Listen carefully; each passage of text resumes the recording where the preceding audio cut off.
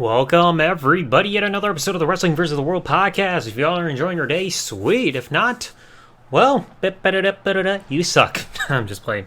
So, today we got a special episode. So, a couple episodes back, I talked about Triple H's intense, spectacular 2000 run, and I thought of another run that came to mind. Kurt Angle's 2001 run. Now, it got a little iffy towards the end, but I'll cover that as we go along. So, I figured, why not go over the year that actually truly solidified Kurt Angle as the main eventer? Because, it wasn't until we were past his first full calendar rookie year. So now this was the second year, and it started off strong. Kurt Angle had been WWF champion since No Mercy when he won the championship in a no DQ match against The Rock, thanks to Rikishi and his butt. So during this time, even though we're finally done with the Kurt Angle Triple H feud, it was still announced for Royal Rumble, hey, Triple H is going to be number one contender and get the shot at Royal Rumble. In a rare case nowadays of, well, even back then, of a heel versus heel pay-per-view match. But despite this, Triple H was pretty much the de facto babyface when you look at the reactions, with Kurt Angle having Trish Stratus in his corner and Stephanie being in Triple H's corner. And in the end, Kurt Angle would retain the championship thanks to Stone Cold's interference, attacking Triple H. Still a bunch of bad blood because of the whole thing with getting run down by a car, so thanks to that, Kurt Angle retained again. And following this, we go into the No Way Out. Kurt Angle is going into regaining his feud with The Rock, the very same man he beat to win the championship from 4 months prior. But now, one key thing I wanted to bring up, and I brought this up in a way past episode of the podcast, the February 22nd, 2001 edition of SmackDown. After The Rock released his whole music video for that song, Pie, Kurt Angle decided, hey, I'm going to release a music video of my own, and it's of me kicking The Rock's ass, and it's playing to the tune of his theme song, and he plays it more than once, and then I think it was at least 3 times, and by the end of the 3rd time, while the music's still playing, the crowd is chanting, you suck, to the tune of his entrance theme. So that was for the very first time we ever heard the you suck chants during Kurt Angle's entrance, or his entrance theme, and you would get the same crowd reaction later on that night in the 6-man tag match for the main event. But they're still going on with the match. No Way Out happens. The Rock regains the championship from Kurt Angle with an infamously botched finish where Earl Hebner stops just counting right before 3 because he forgot, oh yeah, the Rock Bottom that the Rock just delivered, that's the finish. So the Rock had to pick him up, another Rock Bottom, count the goddamn pin. Boom, that was it. So now Kurt Angle's run as the WWF champion at that time was over. Following this, they kind of scrambled a little bit for what we do with Kurt Angle for Wrestlemania. So they decided, hey, we're just going to put him in a match against the newly turned babyface Chris Benoit.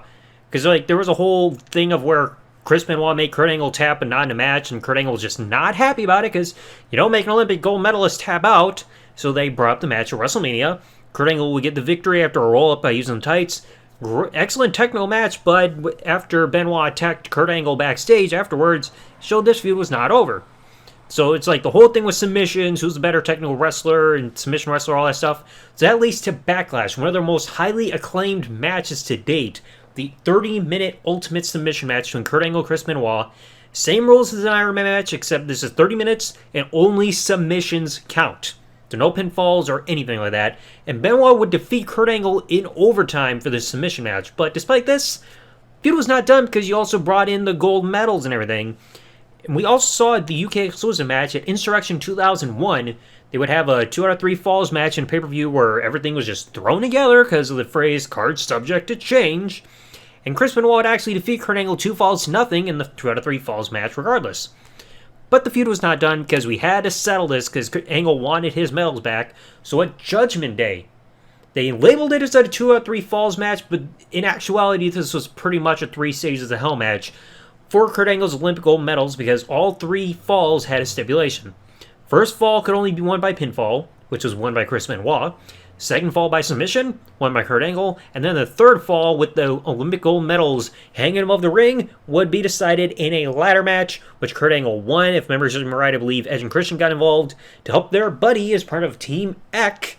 Maybe, or Wreck if you also include Rhino.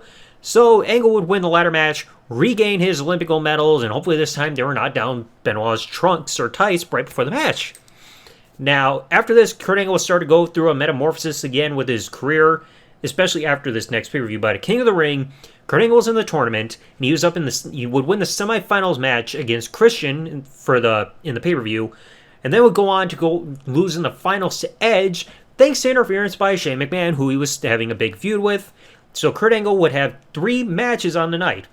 Like I said, he defeated Christian in the semifinals for the tournament, lost to Edge in the finals, and then later on he had an intense street fight, one of the best street fights in WWE history and one of the most brutal, and would defeat Shane McMahon. The same match where Kurt Angle pretty much gave himself a concussion, I believe. Shane got a concussion. There were lacerations, broken glass, bumps on concrete. I believe Kurt Angle said he injured his tailbone, and after a mega freaking angle slam off a piece of plywood that was being held by the referee off the top rope, Angle will get the victory, standing ovation. Fantastic match. Now it was after this pay-per-view where Kurt Angle will start to finally transition away from his goofy Howdy Doody-like persona. Because he would still have it at times when he was interacting with Stone Cold following King of the Ring, because they're having those comedic sketches with hats and food and getting Vince McMahon's whole attention. But then after this, we really started to ramp up the whole Invasion storyline. It started before this, but it really started to pick up as the Invasion pay-per-view was coming up, which was originally supposed to be fully loaded. So, because of this, Kurt Angle actually turned babyface for the first time in his time in WWE, if memory serves me right, to align with Team WWF. So he had that big Ultimate Brawl. I can't remember the inaugural Brawl. Almost forgot what it was called.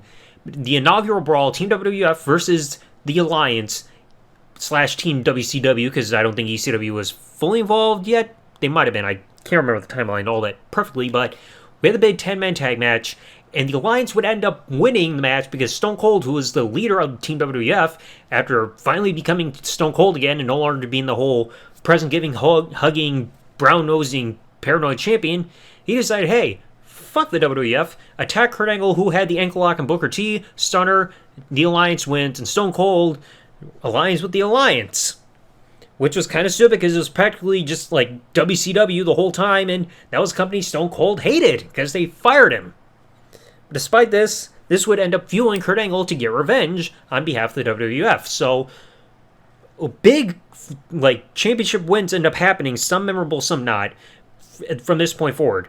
First off, the July 26, 2001 edition of SmackDown, I brought this up in the Big Old Belt episode a few months ago. Kurt Angle would actually defeat Booker T, despite interference by Stone Cold, to win the WCW Championship, but then would drop the title back to Booker T 4 days later on the July 30th, 2001 edition of Raw.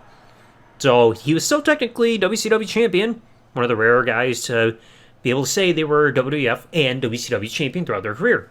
So this still fueled up the feud going into SummerSlam between Kurt Angle and Stone Cold. Big match happened.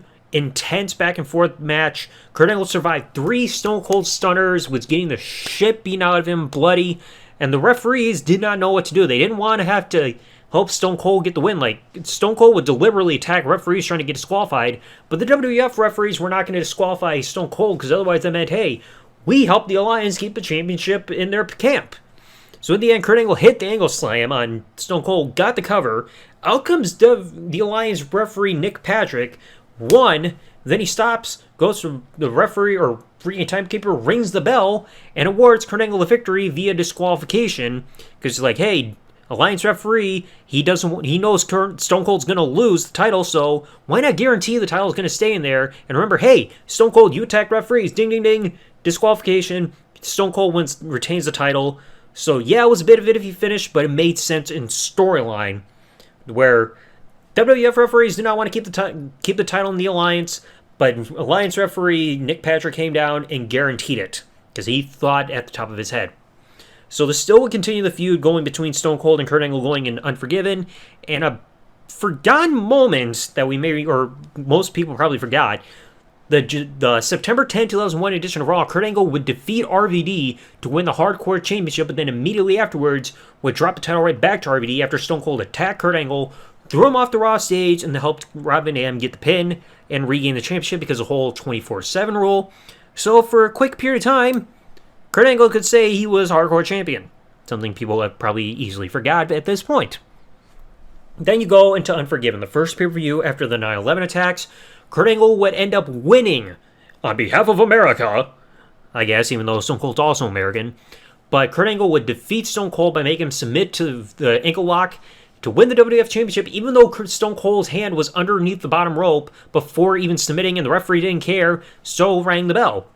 So this would end up being a whole catalyst to bring up why Stone Cold was getting a rematch. And I believe Stone Cold's off TV this whole time between when he dropped the title in this next match, because on the October 8th, 2001 edition of Raw, Kurt Angle would lose the championship back to Stone Cold because William Regal, who's the commissioner, decided, hey, screw the bloody WWF. I probably sounded Australian like that, but he decided, hey, screw the WWF, turn on them, cost Kurt Angle the match, and William Regal aligned with the Alliance, and Stone Cold had the WWF Championship back in the Alliance camp. Then you lead to No Mercy, end up being a triple threat match. Stone Cold will retain the championship against Team WWF member Kurt Angle and fellow Alliance member who was getting very popular with the crowd, Rob Van Dam. And on this case, of course, Kurt Angle did not take the pin. Instead, it was RVD taking a pretty weird stunner based on the selling, but still whatever. Now, Kurt Angle would also become champion again, like on a different title, because in the October 22nd, 2001 edition of Raw, Kurt Angle would defeat Rhino to become the WCW United States Champion. So yeah, he fell pretty quickly from a main world title to a mid-card title, but you got a big surprise next week, because on the October 29th edition of Raw, during a WrestleMania 17 rematch street fight between Vince and Shane McMahon, Kurt Angle will come out and turn on the WWF and end up siding with the Alliance, which was rather odd because Kurt Angle had the only prior experience he had with anybody in the Alliance was when he briefly showed up in ECW before signing with the WWF, but that was about it. Did not do anything with WCW or any of that crap. So he's suddenly part of the Alliance now. Now, you go to the Rebellion pay-per-view. That was the next pay-per-view that happened, even though it was UK exclusive. Kurt Angle did not have to defend his United States Championship, but he failed to win the WCW Championship from Chris Jericho on this night. And when it comes to the WCW United States Championship, it would be dropped shortly thereafter because Kurt Angle would lose the championship on the November 12th, 2001 edition of Raw to the eventual Rated R superstar Edge, which would be one of the last title reigns before the title got unified, so kind of a good thing. So now you go into Survivor Series. Team WWF versus the Alliance.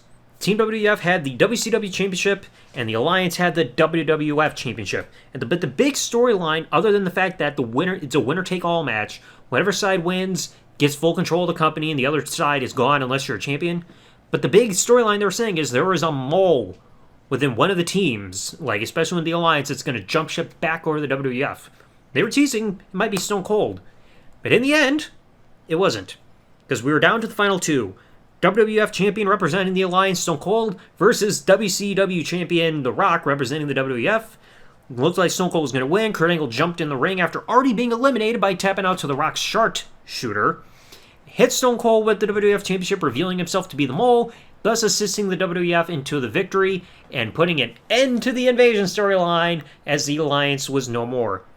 And despite this, Kurt Angle being the guy that pretty much single-handedly helped kill the Alliance and everything, they still portrayed him as a heel because he was having this whole ego and taking credit solely for the end of the Alliance, even though The Rock could also say that he can take credit for that because he's the one that got the pin. But Kurt Angle tried to take sole responsibility, and that kept him as a heel.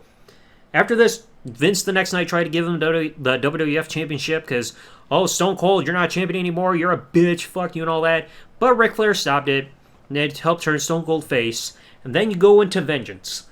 We have two world champions, the WWF Champion, Stone Cold, and the now named World Champion, no longer WCW Champion, because as I mentioned in the Big Gold Belt episode, after Survivor Series, the WCW name was done. It's just now going to be the World Championship. 4 men, 3 matches, 2 titles, 1 undisputed champion. 2 big matches we're going to start. You're going to have Kurt Angle versus Stone Cold for Stone Cold's WWF Championship, and The Rock versus Chris Jericho for the World Championship. And whoever wins those 2 matches would face off in the final match to determine who is the undisputed champion as they unified both belts. And Kurt Angle, unfortunately, would not succeed in defeating Stone Cold in the first match of this whole 4-man quote-unquote tournament. I mean, it doesn't really feel like a tournament, even though it kind of is, but seeing how quick this was rushed together, it's whatever. But Kurt Angle would fail to win the WWF Championship, and eventually Chris Jericho would become undisputed champion. The less said about that, the better. So, you go over this year, and this was a big year for Kurt Angle because He started off as champion, had incredible matches with Benoit, solidified himself as a legit main event tough guy, main event talent with the whole feud with Stone Cold, even if you had to kind of sacrifice the stunner a bit because Stone Cold could not defeat Kurt Angle even with 3 stunners. I mean, nowadays you do that, it'd be like, oh, what else is new? But back then that was treated as a big deal. And then he kind of tapered off after losing the championship back in October, because then he would United States champion, he would lose it, and then they didn't really capitalize on him being the mole for Survivor Series and saving the WWF from extinction. So, I mean, they could have capitalized on that, but they chose not to. But things would gradually get better by the time 2002 concluded, going into 2003. But this was a pretty intense year, especially, I would say, up until October. Because then the booking got a little bit iffy, but again, he had classic matches like the ones with Benoit, the street fight against Shane, the match with The Rock and No Way Out was great, and a surprisingly great match with Triple H despite the heel versus heel dynamic. Still an intense year for Kurt Angle. Definitely a breakthrough year. Like, it really felt like this was a year where he came into his own. Because, like, yeah, he had some pretty memorable matches in 2000 as well, but this was a year where his in-ring, it felt like he gained more confidence for what he can do in the ring, especially when he started having those matches with Benoit, aka Error 404. Yeah, that guy.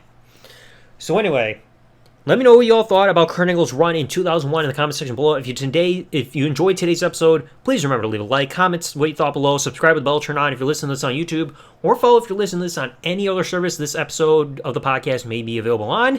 And I will catch you all in the next episode. Thanks for listening, everybody. Like, comment, subscribe. Peace out, and good day, everybody. It's true. It's damn true.